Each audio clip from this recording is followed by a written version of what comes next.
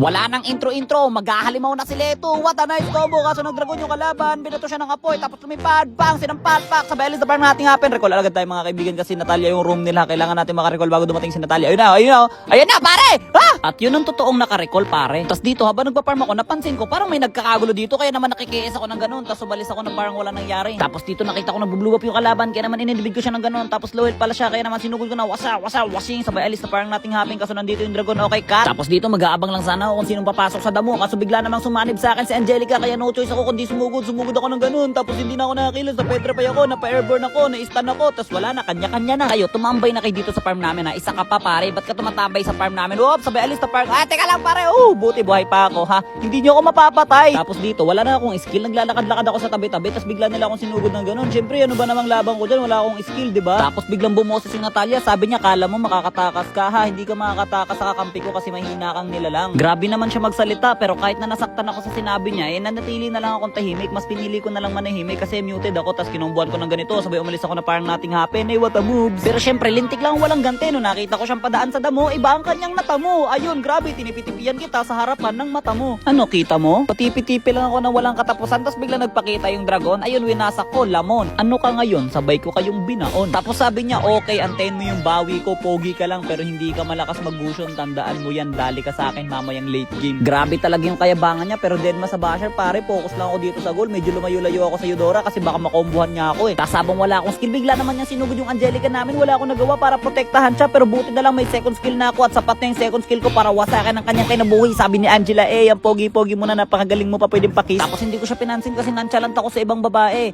Tapos ayun, grabe sinugod ko yung yung yusong dito. Pagkasugod ko sa kanya, wait lang, tagal ko naman sugurin. Yan na, sinugod ko siya, kinabuha ko siya ng ganun. Tapos lumipad ako, sabay ana no. Tapos nagpalit ako ng item, binenta ko yan, bumili ako ng ganun. Tapos biglang pinatay ako ng Layla, pero akala niya mapapatay niya ako.